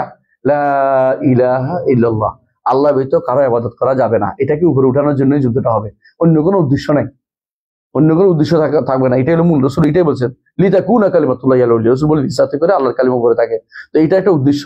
এটা যদি কোনো দাওয়াতের মাধ্যমে পেয়ে যাই, যদি আমি ফেসবুক দিয়ে করতে পারি, যদি আমি কম্পিউটার দিয়ে করতে পারি, যদি আমি ইনস্টাগ্রাম দিয়ে করতে পারি, যেটা দিয়ে করতে পারি, এটা কিন্তু একটা জিহাদের মাধ্যম। এই জন্য জিহাদ মুখ দিয়ে হয়, হাত দিয়ে হয়, আর কি হয়? হ্যাঁ, সম্পদ দিয়ে হয়, তাই না? সম্পদ দিয়ে করতে পারেন। আল্লাহর পথে ব্যয় করবেন, দাড়ি তৈরি করবেন। বাংলাদেশে যদি কোনো আপনি ডক্টর মঞ্জুর এলাহি, ডক্টর সাইফুল্লাহর মতো 100 জন মানুষ তৈরি করে দিতে পারেন, দেখবেন বেদাত কমে গেছে, শিরিক কমে গেছে, তাই না? এরকম তৈরি করার জায়গা তো আপনার জিহাদের জায়গা রে ভাই। আপনি বাংলাদেশে আমার হানাহানি মারামারি করতে যাবেন, কার বিরুদ্ধে যাবেন? অনুমতিও তো নাই। আপনার এখানে জিহাদ কোনটা বাকি আছে? আবার সম্পদ ব্যয় করে জিহাদ করবেন, মুখ দিয়ে জিহাদ করবেন, যেটা আমাদের শেখরা করে থাকে। হ্যাঁ, ডক্টর ইমাম হোসেন আজকে দেখবেন দোকান আলোচনা করবেন, ওরা জিহাদ করতেছে, কাজ করতেছে। এটা বড় জিহাদ এখানের জন্য। এখানকার যেহেতু যুদ্ধ শুরু হয়নি, এখানে বড় যেহেতু মুখে করবেন, সম্পদ দিয়ে করবেন, অথবা কি দিয়ে করবেন? মুখের সম্পদ তো হাত কখন? যেটা আপনার নিচে আছে, আপনার অধীনস্থ যারা, তাদের উপর হাত চালাতে পারবেন, উপরে তো হাত চালাতে পারবেন না, তাহলে মুখ চালাবেন, অথবা আপনি সম্পদ দিয়ে করবেন। এটা নিয়ম, এটাই তো বুঝছেন। এরপরে বাকি রইল একটা, কাফেরদের বিরুদ্ধে জিহাদ। কাফেরদের বিরুদ্ধে জিহাদের শর্ত আছে। 1 নম্বর শর্ত হচ্ছে, যদি সেটা, অনেকে বলে কেন জিহাদ দাফা, যদি আক্রমণ করে বসলে কি করবেন? জিহাদ দিফা বলে এটাকে, প্রতিরোধমূলক জিহাদ। প্রতিরোধমূলক জিহাদের জন্য আপনার যদি আপনি সামর্থ্য না থাকে, সামর্থ্য নাই, খরচ কিন্তু এক এলাকা না পারলে আরেক এলাকা, কিন্তু করতেছে না, কেউ সাহায্য করতেছে না, এরা গুনাহগার হবে। কিন্তু আপনি কি মরে যাবেন নাকি? তাই বলে আপনি কি করতে হবে? পিছু হটতে হবে। ইল্লা মুতাহাররিফান লিকিতাল আও মুতাহাইজিন লিফিআ, আল্লাহ কোরআনে বলছে। ইসলামের সিস্টেমে এটা ছিল। রাসূলুল্লাহ সাল্লাল্লাহু আলাইহি ওয়াসাল্লামের যুগে একবার ইবনে ওমর রাদিয়াল্লাহু আনহু একটা বিশাল গোষ্ঠীকে যুদ্ধ করতে, একটা গোষ্ঠী গেছে, যুদ্ধে হেরে যায়। তারা কি করছে? আইসা লুকায় রয়েছে। রাসূলুল্লাহ সাল্লাল্লাহু আলাইহি ওয়াসাল্লাম বললেন যে কই অমুক কই? ইয়া রাসূলুল্লাহ, তারা যুদ্ধ পারে না দেখা লজ্জা করে পালিয়ে আছে, লুকায় আছে। বলছে তাদেরকে আসতে বলো। বলো ইয়া রাসূলুল্লাহ, কেন তোর পালিয়ে আছে কেন? নাহনুল ফারুন, আমরা তো পালিয়ে গেছিলাম, এই জন্য আপনার সাথে দেখা করতে আর লজ্জা আসতেছি না। বলছে বালান তো বল হাক্কারুন, আবার যাবে, সময় বুঝে আবার যাবে। আপনি জানেন যে ফিলিস্তিনি যুদ্ধ একবার হয় না, বহু বছর ধরে হয়েছে। একবার আগে গেছে, একবার পিছাইছে, একবার আগাইছে, একবার পিছাইছে। তাই বলে মরে গেলে কি লাভ? শুধু মরা তো লাভ নাই। যুবকদের মেরে ফেলা, বাচ্চাদের মেরে ফেলা, মায়েদের মেরে ফেলা, তো মেরে ফেলে তো শেষ করে, এটা তো চাচ্ছ। আমাদেরকে তো সময় মতো আবার যেতে হবে, এই জন্য লোক তৈরি করতে হবে, সময় দিতে হবে, এটাই নিয়ম। এখন আপনি যদি মরেই যান তো আপনি যুদ্ধ করবেন কেমন? শুধু মরতে হবে না। হ্যাঁ, মরে যাবেন কখন? যুদ্ধের ময়দানে মরতে হবে, যদি যুদ্ধ কায়েম হয়, যুদ্ধ যদি প্রতিষ্ঠিত হয়। তো যদি কোনো কেউ আক্রমণ করে বসে, তখন আপনার জন্য সামর্থ্য অনুসারে হয় প্রতিরোধ করবেন, না হলে পিছু হটবেন। না যদি কিচ্ছু করতে না পারেন, আল্লাহর কাছে দোয়া করে অপেক্ষা করে থাকবেন। আশেপাশে মানুষ সবাই গুনাহগার হবে, কেন আপনাকে সহযোগিতা করলো না, এই জন্য গুনাহগার হবে। কথা বুঝছেন? সমস্ত একেবারে যত দূর যায় একজন না হলে একজন সব গুণাগার হবে, কারণ তারা কেন সহযোগিতা করলো না। আমরা এই জন্য গুণাগার হবো ভাই, কিছু না কিছু গুণাগার, আমরা তো করতে পারতেছি না, কিন্তু আমাদের হাতেও করার মতো সেই সামর্থ্য নাই। এই জন্য আল্লাহ আমাকে মাজুর মনে করেন, কথা বুঝছেন কিনা? কারণ আমরা তো ইচ্ছে যুদ্ধ না, যুদ্ধ রাষ্ট্রপ্রধানরা যুদ্ধ করে, তাদের অধীনে যুদ্ধ করতে হয়, দ্বিতীয় শর্তটা এটা আসতেছে। এখন এটা গেল যুদ্ধ, এই যুদ্ধ তো প্রতিরোধমূলক, তাই না, প্রতিরোধের। আর জিহাদ যেটা সামনে এগোতে হবে এটা মাস্ট মাস্ট মাস্ট। এই যুদ্ধের জন্য কি লাগে? রাষ্ট্রপ্রধান লাগে। রাষ্ট্রপ্রধান ছাড়া কোনো, অথবা তার প্রতিনিধি ছাড়া কোনো যুদ্ধ হবে না, এই আগুয়ান যুদ্ধ হয় না। আর যুদ্ধের এমন সাধারণ শর্ত কয়টা আছে, এই শর্তগুলি মনে রাখবেন। 1 নম্বর শর্ত হচ্ছে ক্ষমতা থাকতে হবে। 1 নম্বর শর্ত হচ্ছে কি? ক্ষমতা থাকতে হবে। যদি কোনো সক্ষমতা না থাকে তাহলে জিহাদ ফরজ হয় না। সক্ষমতা মাস্ট, আপনার সবার আগে সক্ষমতা। যদি কোনো আপনার জিহাদের ক্ষমতা না থাকে তাহলে আপনি যুদ্ধ করবেন না। জিহাদের ক্ষমতা না থাকলে যুদ্ধ করবেন না, কারণ এটা আল্লাহ তাআলা এই দ্বারে লা ইউকাল্লিফুল্লাহু নাফসান ইল্লা উসআহা, আল্লাহ কাউকে সাধ্যের বাইরে কষ্ট দেন না, আল্লাহ কাউকে সাধ্যের বাইরে কষ্ট দেন। দ্বিতীয় শর্ত হচ্ছে যে আপনি বড় ধরনের ক্ষতি থেকে মুক্ত থাকতে হবে। আপনি যদি মনে করেন যে আমি ভারতে আক্রমণ করবো, খেয়াল করেন তো ক্ষতি কি বেশি হবে না কম, একটু চিন্তা করে দেখেন। বেশি হবে, যতই আপনি পণ্ডিতি করেন না, করেন না কেন, ভারতের সাথে পারবেন আপনি? কি জন্য আপনি যুদ্ধ লাগাই দিচ্ছেন এখানে? আপনি যদি বলতেন আমি নেপালের লোকে পারবো, তো হয়তো কথার কথা ছিল, কিন্তু আপনি ভারতের লোকে পারবেন, মানে যেটা পারবেন না এটা করবেন কেন? আপনারা দেখবেন যে আপনি পারবেন কিনা, তাই বলে আমি যুদ্ধ করতে বলছি না। মানে যদি যুদ্ধ, দ্বিতীয় শর্ত কি? অবশ্যই অবশ্যই ক্ষতিটা কম হতে হবে, ক্ষতিটা কম হতে হবে। ক্ষতি হবে না তা না, যুদ্ধে একটু ক্ষতি হয়, ক্ষয়ক্ষতি হবেই, কিন্তু ক্ষতি কম হতে হবে। তুলনামূলক এখনকার চেয়ে ভালো অবস্থানে যেতে হবে। এখনকার খারাপ অবস্থানে গেলে যুদ্ধ বৈধতা নেই, বুঝলেন কথাটা? এই যুদ্ধে অগ্রণী যুদ্ধের অনুমতি নেই। 3 নম্বর হচ্ছে আপনাকে অবশ্যই মুসলিম নিয়ে যুদ্ধ, ইসলামকে নিয়ে যুদ্ধ করতে হবে। মুসলিম যুদ্ধ করবে, মুসলিম হতে হবে আপনাকে, এটা একটা শর্ত। 4 নম্বর শর্ত হচ্ছে বিবেক থাকতে হবে। 5 নম্বর হচ্ছে স্বাধীন হতে হবে। 6 নম্বর হচ্ছে পুরুষ হতে হবে। নারীদের কোনো যুদ্ধ নেই। অথচ আমি আশ্চর্য হয়েছি, অনেকে নারীরা জিহাদের জন্য বেরিয়ে যায়। অনেকে নারীরা, বাংলাদেশের কিছু কিছু নারী আছে, কি রাখে, রড লাগে সাথে, রড রাখে, বুঝছেন তো? হিজবুত তাওহীদ নামে একটা বেরোয়েছে, মেয়েরা রড সাথে রাখে এই জন্য মারার জন্য, জিহাদ করতেছে বলে। কার বিরুদ্ধে জিহাদ করতেছে? কে শিখিয়ে দিল শয়তানি? এগুলো সম্পূর্ণ হচ্ছে বিভ্রান্তি ছাড়া কিছুই নয়। কয়টা বলেছি? 5টা। আরেকটা হলো বলো, মানে প্রাপ্তবয়স্ক হতে হবে। আরেকটা হলো এদের, অর্থাৎ যাদের অনুমতি নিতে হবে, পিতা মাতা, এদের অনুমতি লাগবেই। 7টা হয়েছে, তাই না? এই 7টা, একটা হলো প্রাপ্তবয়স্ক, একটা হলো পিতা মাতার অনুমতি লাগবে। এগুলি হচ্ছে জিহাদের শর্ত। এগুলি আমরা বলি না, এগুলি আমরা ফকিরা বহু আগে ধরে বলেছেন, ফকিরা বহু আগে বলেছেন, ফেকার কিতাব এগুলি লেখা হয়েছে। এখন তো আপনি বলেন যে ফেকার কিতাব লিখে আমাদেরকে থামিয়ে দেওয়া হয়েছে, তো আপনি বিভ্রান্ত। অনেকে ফেকার কিতাব শুনতে চায় না, কারণ ফেকার কিতাব তো আমাদের থামাই দিছে, তো থামাই দেওয়ার জন্য তো হয়েছে। আপনি পাগলামি করবেন, পাগলামি থামাই দেবো না আপনার জন্য, এই জন্যই তো হেমায়তুর রাখা হয়েছে। যারা পাগলামি করবে হেমায়তুর পাঠা দিতে হবে। আপনাকে ফেকার কিতাব দিয়ে আপনি ঠান্ডা করতে হবে। আপনি বুঝতে হবে এরা ফকিরা নিজের থেকে বানায় না, কোরআন প্রত্যেকটি আয়াত দলিল দিয়ে দিয়ে এগুলি সাব্যস্ত করেছেন। এবারে বিস্তারিত আলোচনা করেছি আমি আমার ফাতাওয়া আল হামাওয়িয়া আল কুবরার মধ্যে, জিহাদের অধ্যায়ে বিস্তারিত আলোচনা করে, জিহাদের একটা আলোচনা আসছে, সেখানে বিস্তারিত আলোচনা করেছি। কখন জিহাদ করবেন, কখন জিহাদ করতে হবে না, শর্ত কি কি, বিস্তারিত কোরআন হাদিসের দলিল দিয়ে আলোচনা করেছি, আশা করি সেখানে পড়বেন। তো আমরা যেটা বলছি, এরা জিহাদ করে আল্লাহর রাস্তায়। মূল কথা এটাই, আল্লাহ তাআলা এমন একটি গোষ্ঠী নিয়ে আসবেন যারা কি করে, আল্লাহ যাদেরকে ভালোবাসে তারাও আল্লাহকে ভালোবাসে। এদের এদের ইয়া হচ্ছে এরা আল্লাহ রাস্তায় জিহাদ করে। আল্লাহ রাস্তায় জিহাদের যে স্তরগুলি বলা হয়েছে, আমরা সব বাদ দিয়া একটা খুব পছন্দ করি বেশি, কোনটা জানেন তো? হ্যাঁ, কাফের মারো। কাফের মারো এই জিহাদ সবার আগে পছন্দ, কিন্তু আগের গুলি একটাও আর নাই। অনেকের ইমানও ঠিক নেই কিন্তু জিহাদ করতেছে। আচ্ছা, যে ব্যক্তি ইমান ঠিক নেই, জিহাদ করলে কি তার লাভ হবে? কেন লাভ হবে জানেন তো? রাসূলুল্লাহ সাল্লাল্লাহু আলাইহি ওয়াসাল্লামের সময় এক ব্যক্তি কি করছে, জিহাদ করতে করতে রক্তাক্ত হয়ে গেছে। রাসূল কি বললেন? জাহান্নামী। জাহান্নামে যাবে কেন? দেখা গেছে সাহাবী পিছিয়ে লেগে আছে, দেখবো কি রাসূল কেন জাহান্নামী বলছে। একটু পরে দেখে আত্মহত্যা করছে, আত্মহত্যা করছে। বুঝলেন তো? আল্লাহ থেকে নিরাশ হয়ে কেউ আত্মহত্যা করলে কাফের হয়। আল ইয়াসু মিনাল্লাহি কুফরুন। আল্লাহ থেকে নিরাশ হয়ে গেলে কি হয়? কাফের হয়ে যায়। এই ব্যক্তি কাফের হয়ে মরে গেছে। আপনি বুঝছেন তো? তথা রাসূল যেহেতু জাহান্নামী বলছে, জাহান্নামী, তাহলে ইমানদারি ছিল না, বোঝা গেল সেই ইমানদারি ছিল না। সে যুদ্ধ করছে আর কোনো উদ্দেশ্য নিয়ে, তো যুদ্ধ করলেই জানা যাওয়ার সুযোগ নাই। ইমান আগে, সবার আগে ইমান, সবার আগে ইমানটা শর্ত। আচ্ছা, আমরা শেষ করবো ইনশাআল্লাহ। এরপর কি বলছেন? ওয়ালা ইয়াখাফুনা লাওমাতা লাইম। তারা যে আরেকটি গুণ হচ্ছে তাদের ইমানদার আরেকটি গুণ হচ্ছে কি, তারা কি করবে, তারা এক নম্বর হচ্ছে কাফেরদের এক নম্বর হচ্ছে তারা আল্লাহ তাআলা তাদেরকে ভালোবাসে, তারাও আল্লাহকে ভালোবাসেন। আরেকটা গুণ কি, তারা কাফেরদের ইমানদারের উপর নরম, আরেকটা হলো কাফেরদের প্রতি শক্ত। আর আরেকটা গুণ হচ্ছে আল্লাহ রাস্তায় তারা জিহাদের থাকে, সুদৃঢ় থাকে। আরেকটা গুণ হচ্ছে তারা কোনো তিরস্কারকে তোয়াক্কা করে না। বুঝছেন কিনা? আপনারে বলে দিল একজনে যে উনি তো মাত খালি, একজন বলে তো উনি তো ইহুদি দালাল, একজন বললো কি উনি পেট্রো ডলার খায়, আরেকজন কি বললো ওহাবি, একজন বললো কি আহলে হাদিস, একজন বললো কি রাফাদানি, একজন কি বললো, এরকম যত কিছু, এগুলির কোনো তিরস্কার করে না, এগুলি বলছে এদিকে যাক, আমার কোনো গায়ে লাগে না এগুলি। কবি যেটা বলছেন ওয়ালাকাদ আমরু আলাল্লাহ ইমি সুবুনি বা মাদাইতু সামা কুলতু লা ইয়ানিনি, নিকৃষ্ট ব্যক্তির পাশ দিয়ে আমি যাচ্ছিলাম, সে আমার গালি দিচ্ছে, তাই কইছি আমার বলছে না, হয়তো অন্য কারো বলছে। এটা হলো নিয়ম, আপনি গায়ে মাখবেন না, সে আপনি কি বললো শুনবেনই না, কারণ আপনি হকের উপর আছেন, হকের কথা বলতে থাকবেন। তিরস্কার আপনার গায়ে মাখবেন না।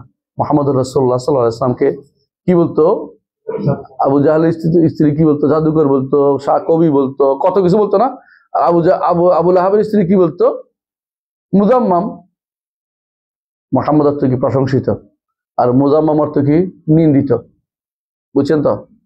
তো আবু লাহাবের স্ত্রী এসে দেখতেছে যে রসুলকে দেখা যাচ্ছে না, কারণ ফেরেশতারা ঢাকা দিয়ে রাখছে। তখন সে বলতেছে মোহাম্মদ কই, সবাই বলতেছে আপনাকে দেখছে না, কারণ আমার দেখতেছে না, ফেরেশতারা ঢাকা দিয়ে রাখছে, কারণ সে আগুন নিয়ে আসছে মারার জন্য। ফেরেশতারা ঢাকা দিয়েছে, কিন্তু মক্কাতে জিহাদ ফরজ হয় নাই, সাহাবাকে প্রতিরোধ করে নাই, কিন্তু আল্লাহর পক্ষ থেকে কি এসছে, প্রতিরোধ আসছে। তো বলতেছে, এখন কবিতা বলতেছে মুজাম্মামান আবাইনা দীনাহু কালাইনা, মানে মুজাম্মামকে অস্বীকার করলাম, মুহাম্মদ বলতে চায় না, মানে নিন্দিতকে অস্বীকার করছে। বুঝছেন তো? দীনাহু কালাইনা, তার দিনকে ঘৃণা করলাম। তো একথা বলছে, চলে যাচ্ছে। রাসূলুল্লাহ সাল্লাল্লাহু আলাইহি ওয়াসাল্লাম বললেন, শুনছো, দেখছো তো অবস্থা, হে মুজাম্মামকে নিন্দা করছে, মুজাম্মামকে, আমাকে না, মানে নিন্দিতকে অস্বীকার করছে, আমাকে অস্বীকার করে নাই, সুতরাং আমি তার গায়ে মাখতেছি না। এটাকে বুঝে যাচ্ছে কথাটা? কিন্তু আপনাকে কেউ যদি এটা বলে ওইটা বলে, আমরা না, আপনি কাজ আরে বলছেন তারা খুঁজে পাবেন। আমি হচ্ছে একেবারে খাঁটি কোরআন এবং সুন্নাহর অনুসারী। আপনি যেগুলি বলছেন এত বড় বদনামি করতেছেন, এগুলি আপনার কথা আপনি থাকেন, আমি এগুলির ভিতরে নাই, আমি কোরআন সুন্নাহর অনুসারী। আপনি এই সমস্ত নাম, বেদাতীরা সবসময় আহলে সুন্নাহকে খুব খারাপ নাম দেয়। ইবনে তাইমিয়া রাহমাতুল্লাহ এটা উল্লেখ করেছেন তার ফাতাওয়াল হামাবিয়ার শেষের দিকে। আপনারা যারা পড়ছেন, বইটা পড়ছেন কে কেউ পড়েন নাই, আপনাদের খবর আছে, বইটা পড়তে হবে। ফাতাওয়াল হামাবিয়াল কুবরা, বিশেষ করে যারা এটা পড়ছেন এখন আমার কাছে বলবেন, সাথে সাথে ওইটাও পড়বেন, লাভ হবে কি, একটা সম্পূরক হিসেবে পাবেন। তো ইবনে তাইমিয়া রাহমাতুল্লাহ বলতেছেন যে এরা কি করে, এই ইয়ারা বেদাতিরা, তারা জাহমিয়ারা, মুতাজিলারা আহলে সুন্নাহ ওয়াল জামাতকে সবচেয়ে খারাপ গুণে গণিত করে। কেউ দেহবাদী, যেমন আমারও দেহবাদী কয়, আমি তো দেহ একটা আছে, তাই না? দেহ ছাড়া আমি কি, উনি কি তাহলে বিদেহী দেখি, দেখো নাই ওনার। আবার এই যে তারা এগুলি দেহবাদী, কারণ দেহবাদী কি জিনিস আমরা চিনি না, এরা বানাচ্ছে আমাদের নামে। আবার কেউ বলবে মুজাসসিমা, কেউ বলবে মুসাব্বিহা, কেউ বলবে এইটা ইত্যাদি বিভিন্ন নাম। এখন নাম এগুলি দিলে কি আমাদের গায়ে ফোসকা ফুটে না, কারণ এগুলি আমরা আগে থেকে আমরা এগুলি নিয়ে অভ্যস্ত হয়ে গেছি। আমাদের নবীর উপরে কি আছে, এই জাতীয় অবাদ আছে। এই জন্য মানুষ বলে যে এটা আমার আজন্ম প্রাপ্য, সুতরাং আমার কোনো সন্দেহ লাগে না, আর এগুলি খারাপ লাগে না, কারণ এগুলি বলবি তোরা মিথ্যা কথা বলার সেরা, তারা সবসময় বদনামি করতে সেরা। আলা কুল্লি হাল, যেটা বলছিলাম, ওয়ালা ইয়াখাফুনা লাওমাতা লাইম, তারা তিরস্কার কি করে না, সামান্যতম ভয় করে না। এরপর আল্লাহ তাআলা যালিকা ফাদলুল্লাহ ইউতি মান ইয়াশা আল্লাহু যুল ফাদলিল আযীম, যে এই হচ্ছে যারা এই সমস্ত গুণান্বিত, এদেরকে আল্লাহ দিছে এগুলি। কেউ যদি মনে না করে আমি পেয়ে গেছি, এতগুলি গুণ বলছে না, ইমানদাররা সবসময় এগুলি নিয়ে আল্লাহ দিছে মনে করে। আর যে ব্যক্তি গরুর অহংকারী, সে মনে করে আমি বিশাল কিছু করে ফেলছি ইসলামের জন্য, এই জন্য সে প্রচার করতে চায়। ইসলামের জন্য প্রচার কি করতে চায়, নিজের নামের আগে 10টা 12টা গুণ না হলে তার ভালো লাগে না। এবং কেউ বসে থাকবে, আরেকজন তার গুণ বর্ণনা করবে এক পৃষ্ঠা গুণ বর্ণনা করে, তারপর তার তখন কথা আসে, এরা পর্যন্ত কি বললো, আমি কথা আসতেছি, কারণ আমার গুণ বর্ণনা করা হয়নি এতক্ষণ পর্যন্ত। এটা আমি অনেকখানে দেখছি, গুণ বর্ণনা করা পর্যন্ত উনি কিছুই লিখলো না, সামনে দিয়ে কিছু লিখলো না, মুফাসসিরে কোরআন, হাদিয়ে জামান, কাজিয়ে কামান কিছু তো লিখলো না এখন পর্যন্ত। এগুলি না লেখা পর্যন্ত ওনার ভালো লাগে না, বুঝলেন না কথাটা? এগুলি তো আল্লাহ আপনাকে যা বানাইছে এটা আলহামদুলিল্লাহ, আপনি কেন এটা খুঁজে বেড়াচ্ছেন মানুষের মুখ দিয়ে? মানুষের মুখ দিয়ে না বের হওয়া চিন্তা করবেন। আল্লাহ যদি কোনো খুশি হয়ে যান আলহামদুলিল্লাহ, আপনি সবকিছু পেয়ে যাচ্ছেন, এটা সবসময় মাথায় রাখবেন। তো এইটা যদি হয় জাহিলকে ফদল্লাহ, আল্লাহর ফদল, যারা এটা মনে করে এটা আল্লাহ আমাকে দিয়েছেন। তো এইটা এই জন্য যে কোনো সময় মনে রাখতে হবে যে আমরা হকের কথা সবসময় বলতে হবে, যে কোনো জায়গায় থাকি না কেন।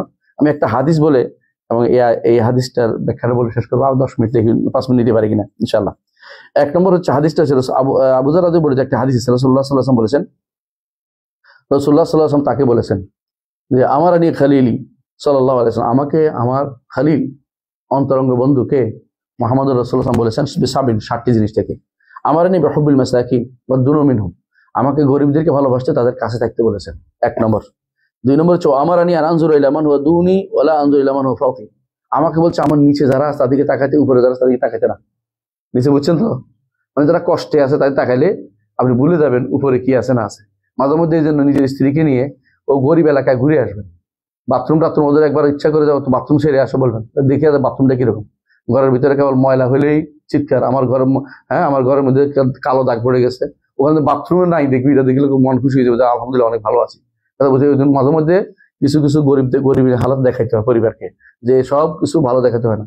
সন্তানদের নিয়ে মাঝে মধ্যে এই জন্য গরিব জায়গা যাইবেন দেখাইতে, যে গরিব এলাকাও আছে এখানে। তুমি মনে করতেছো দাদর তোমরা এখন বাথরুম আসে না, যদি কোনো একবারে এরকম না ওরকম না হয়, হ্যাঁ তুমি ওখানে যাই দেখো বাথরুম, তারা বাচ্চারা সারি বলতেছে ওই বাথরুমের টাওয়ার কি বাথটাব চিন্তা করতেছে না গোসল করার জন্য, তো বাথটাব ছাড়া তোমার পানি ফুরে ছাড়া কোনো ঘুম আসবে না, এই জাতীয় চিন্তা ভাবনা বন্ধ করতে হবে। কথা বুঝছেন?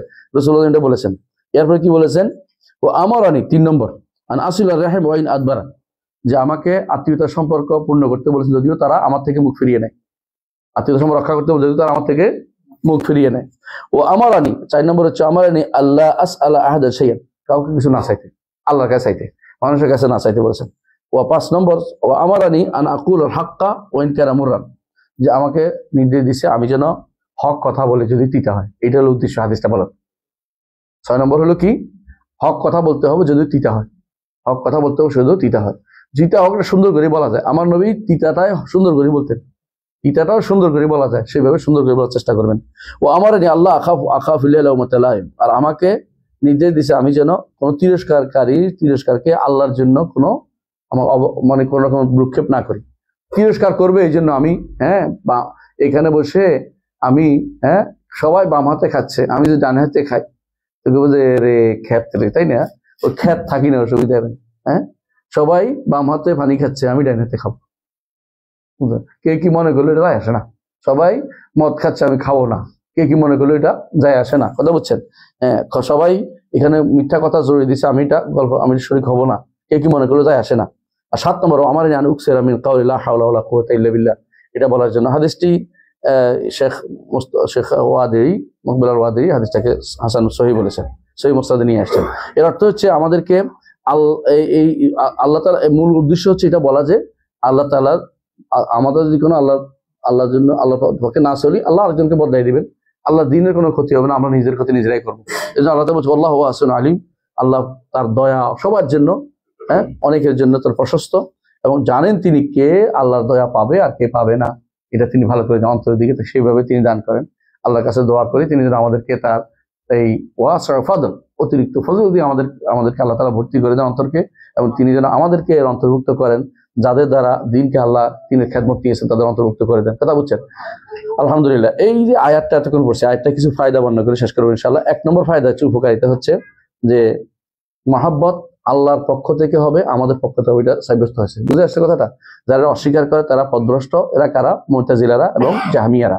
ঠিক অনুরূপভাবে একই জিনিস একটা অস্বীকার করে কারা? অপব্যাখ্যা করে কারা? আশারি মাতুরিদিরাও এরকম অপব্যাখ্যা করে, অর্থাৎ তারা আমাদের থেকে মহব্বত সাব্যস্ত করে কিন্তু আল্লাহ থেকে মহব্বত সাব্যস্ত করে না, অথচ কোরআন সুন্নাহ দুইটাকে সাব্যস্ত করা হয়েছে। আচ্ছা, দ্বিতীয় শিক্ষা হচ্ছে এখানে যে আল্লাহর অবৈধ থেকে দূরে থাকতে হবে, কারণ আল্লাহর অবৈধ থেকে দূরে থাকলে আল্লাহর কোনো ক্ষতি হবে না, ক্ষতি হবে আমাদের। যে ব্যক্তি আল্লাহর দিন থেকে দূরে সরে আল্লাহর কোনো ক্ষতি হবে না, আল্লাহ এর অন্য কাউকে নিয়ে আসবে না, আমাদের এই ক্ষতি। তৃতীয় উপকারিতা আমরা পাইলাম এটা যে ব্যক্তি আল্লাহর দিন থেকে ফিরিয়ে নিবেন, আল্লাহ তাআলার এর বিপরীতে অন্য কাউকে নিয়ে আসবেন, এটা আল্লাহর বিশাল কুদরতের প্রমাণ। কাকে নিয়ে আসছে আপনি দেখেন, একটা সময় তাতারিরা মুসলমানদের আক্রমণ করে ধ্বংস করেছে, তাই না? পরে তাতারিরা কি করছে, ইসলাম গ্রহণ করে ইসলামকে তাদের দেশে প্রচার প্রসার করে দিয়েছে। আল্লাহ তাআলা কাকে কখন কাজ দিয়ে আপনার খেদমত দিবেন আপনি বলতে পারবেন না। এই জন্য আপনি কারো উপরে হতাশা কঠিন বলবেন না, জাহান্নামী বলবেন না, বা তার দ্বারা খেদমত দিবেন না বলবেন, আপনি জানেন না কার দ্বারা কখন খেদমত নেয়, যে স্পষ্ট জিনিস। 4 নম্বর যে শিক্ষা সেটা হচ্ছে যে এই যে 4টা কথা বলছি, যে যেটা আল্লাহ তাআলা বলছেন এতক্ষণ ধরে যে গুণগুলি বলেছি ইমানদারের গুণগুলো, এগুলো ইমানদারের গুণ। যেমন এগুলি হচ্ছে আল্লাহর জন্য ভালোবাসা, আল্লাহর জন্য ঘৃণা করা এবং জিহাদ ফি সাবিলিল্লাহ। যেমন ভালোবাসা, ইমানদারদেরকে আল্লাহর জন্য ভালোবাসছেন, কাফেরদের আল্লাহর জন্য ঘৃণা করছেন, আল্লাহর রাস্তায় জিহাদ করবেন এবং আল্লাহ ছোট বড় সবকে আল্লাহর কথার উপরে কারো কথা নাই, তিরস্কারকে গুরুত্ব দিবেন না। এই 4টি কাজ যে ব্যক্তি করতে পারে সে ব্যক্তি ইমানদারের অন্তর্ভুক্ত, ইমানদার অন্তর্ভুক্ত। আর 5 নম্বর শিক্ষা হচ্ছে এটা যে বান্দার কাজ আছে, বান্দা ভালোবাসতে পারে। জাবারিয়ারা কি বলে, আমরা কিছু করতে পারি না, জল পড়ে পাতা নড়ে, আমাদের কোনো কাজ নেই। এটা মিথ্যা কথা, বান্দার কাজ করার অধিকার আছে, এটা জাবারিয়ারা বিরোধিতা করে। 6 নম্বর শিক্ষা হচ্ছে যে নেক আমল এটা মূলত আমাদের সৌভাগ্যের একটা আলামত, কারণ কিন্তু এটা নয়, এটা বিনিময় নয়, নেক আমলের বিনিময়ে জান্নাত দিবে না। এটার কারণে আল্লাহ তাআলা আমাদেরকে আখিরাতে সৌভাগ্যশালী করবেন, জান্নাত দিবেন। কিন্তু আমাদের কেউ আমল দিয়ে জান্নাত দিতে পারবো না, কিন্তু আমরা যদি আল্লাহর নির্দেশ মানি তাহলে ইনশাআল্লাহ আল্লাহ তাআলা আমাদেরকে এর কারণে জান্নাত দিবেন ইনশাআল্লাহ। 7 নম্বর শিক্ষা হচ্ছে যে আল্লাহকে ভালোবাসতে হবে, আল্লাহকে ভালোবাসতে হবে। আল্লাহকে ভালোবাসলে আল্লাহকে ভালোবাসতে হলে আল্লাহ দ্বীনকে ভালোবাসতে হবে, রাসূলকে ভালোবাসতে হবে এবং আল্লাহর শরীয়তকে ভালোবাসতে হবে, আকীদা মানহাজকে ভালোবাসতে হবে। এটা যদি ভালোবাসতে পারি তাহলে অবশ্যই আমরা আল্লাহর দ্বীনকে ভালোবাসি। আল্লাহ আমাদের বোঝার তৌফিক দান করুন। ইনশাআল্লাহ আগামী ক্লাসে আমরা এখান থেকে শুরু করবো। ইন্নাল্লাহা ইউহিব্বুল্লাযীনা ইউকাতিলুনা ফি সাবিলিহি সাফফান কাআন্নাহুম বুনিয়ানুম মারসুস, এখান থেকে শুরু করবো। আল্লাহ আমাদের তৌফিক দান করুন। সুবহানাকাল্লাহি ওয়া বিহামদিকা আশহাদু আল্লা ইলাহা ইল্লা আনতা আস্তাগফিরুকা ওয়া আতুবু ইলাইক। আসসালামু আলাইকুম ওয়া রাহমাতুল্লাহি ওয়া বারাকাতুহু।